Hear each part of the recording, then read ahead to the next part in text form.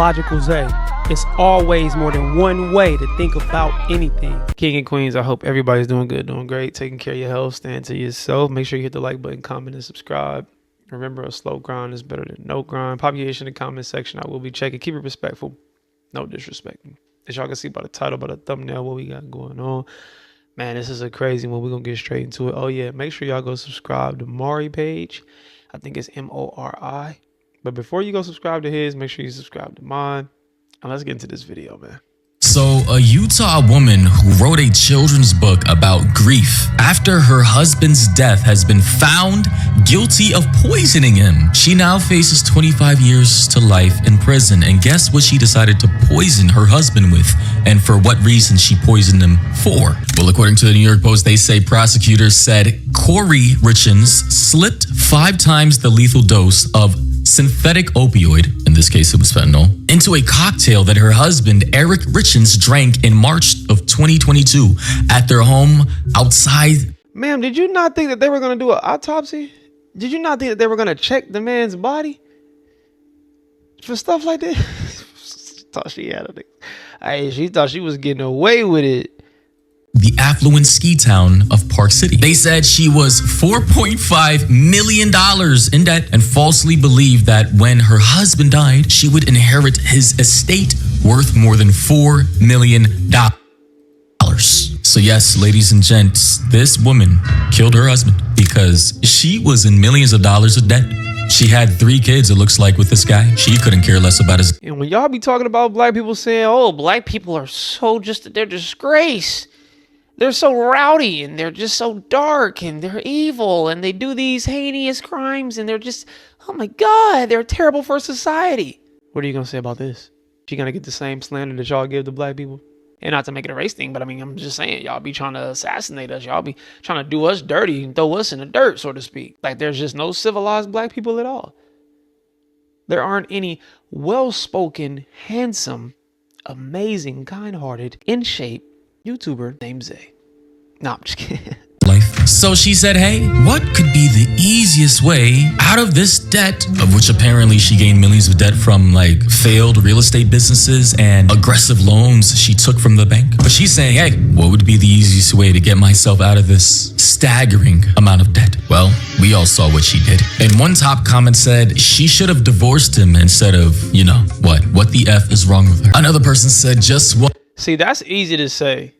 It's easy to say, oh, you should have just walked away. Oh, you should just got a divorce. Oh, why don't you just leave him? Why don't you just leave her? People are sick up here. That would have been too easy. That would have been too right. That would have been too much of the right thing to do. In a sick person's mind, they're not thinking about the right thing to do. They're thinking about how they can get over, how they can come up on somebody. Yeah, or leave. Yeah, okay. One more reason for people with money to not get married and they have children. Another person said, believe all women. Apparently because for years after she killed her husband, she was acting like the victim and, you know, trying to get sympathy from the public, wallowing in tears. She even wrote a book inspired by her dead husband by the name of... Oh no, I'm about to get up. You are a trifling son of a piece of something. You wrote a book about your... Oh, this is different. I'm sorry that I stopped it, y'all. Huh?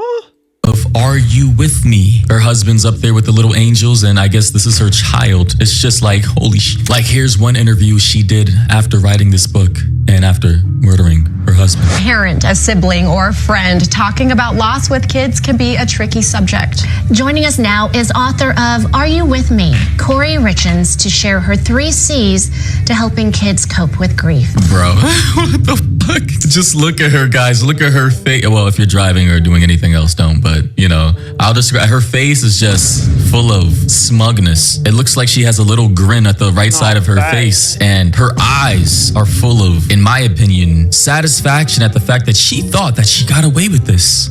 And Corey, I want to start with your story. What happened in your personal life? So my husband passed away unexpectedly last year. So it's March 4th was a 1-year anniversary for us. Unexpectedly, she says. Guys, this is. And he was 39. It completely took us all by shock. Wow. And we have 3 little boys, 10, 9, and 6. This is evil. This is what evil look like. This is what evil look like right here. For you to know you've done something and act like you didn't do it. And how did she get on that? How long did it take for them to find out that she did it? How was she able to write a book? And imagine a person committing this kind of act and saying, you know what? I'm going to write a book. No, that's a sick, no, you got to be sick. You got to be evil. And, you know, my kids and I kind of wrote this book on the different emotions. And you going to involve the kids. Greasy. And grieving processes that we've experienced last year. Wow, talk about sleeping with the devil. One commenter, Sassy Southern Blonde, said, how crazy does one have to be able to do that shit? Well, believe it or not, this is fairly common in this society. I see this so many times. Past, present cases, definitely future cases. People are acting shocked, but I'm not shocked at all. I'm gonna be honest. And doing this all because, hey, let's be honest, she didn't really like this guy. He was likely just her last stop for a comfortable life. They popped out 3 kids. He was rich. Or maybe not personally rich, but through inheritance, of course. And she said to herself, hey, clearing my debt is worth way more than him staying alive for us and these 3 kids. And now, as for her sentencing that just posted 15 hours ago. Count 1, aggravated murder. We, the jury, unanimously find that the defendant, Corey Richins, is guilty of aggravated murder. I mean, did she really think she was gonna get away? But like, does she not realize autopsies are a thing? Did she not realize that once a person is dead and they go to a coroner's office or to a mortician, that the Because as much as she thought she was, you know, had this all strategized, she thought she was super strategic. She had everything mapped out. They don't think fully. It'd be too much going on. I guarantee you, it's just too much going on in her brain for her to realize that, hey, there's going to be loopholes in this. There's going to be things that may not piece together very well. Like them doing an autopsy on a person that has passed away. That didn't run through your mind. You was so thinking about the bread, like just, oh my God, I'm going to make so many millions of dollars. That you didn't think about that?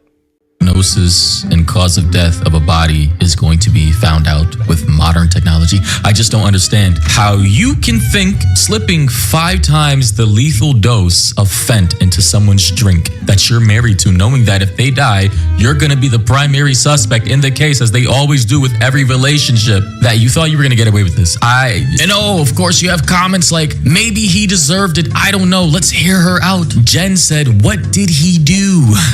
This is that bull crap, and it's a lot of women saying that. I saw a video on Instagram. Side note, y'all, I'm sorry.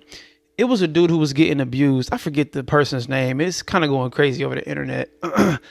But the lady was throwing a chair, hitting him, and he's recording it.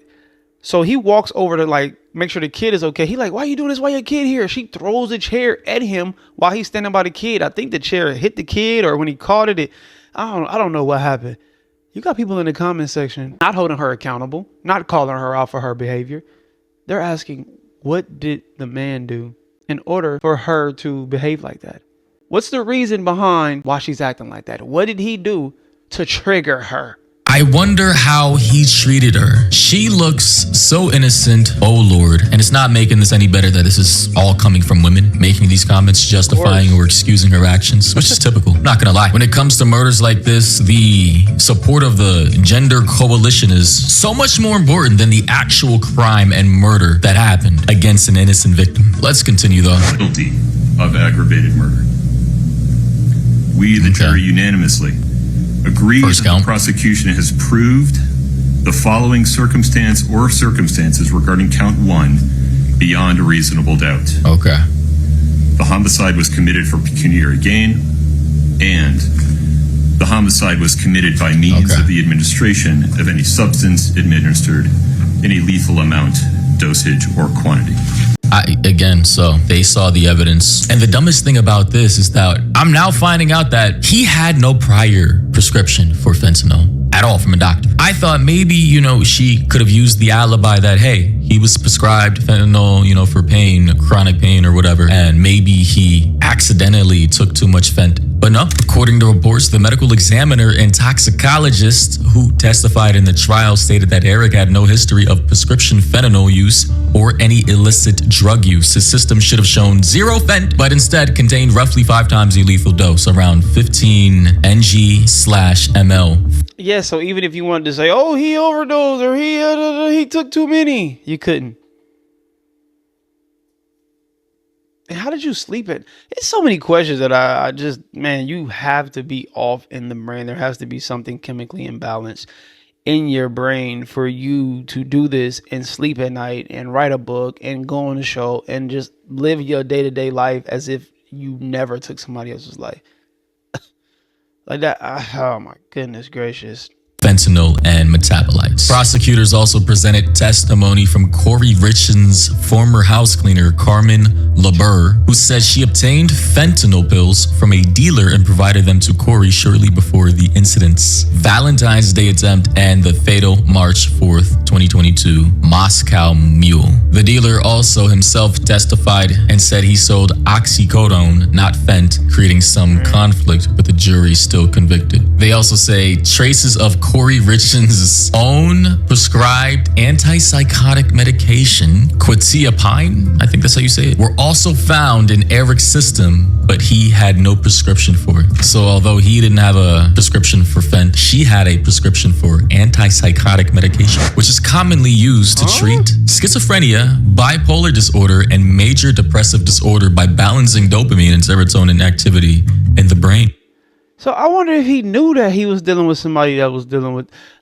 It's kind of hard to hide something like that, though. If you got the medication and they see it, and you married, and y'all let me know what y'all think about this in the comment section below. This is crazy. Hello or goodbye. Talk to me. Do not yell at me. We elevating until we hit our head. We ain't bleeding yet. Spread love, not hate.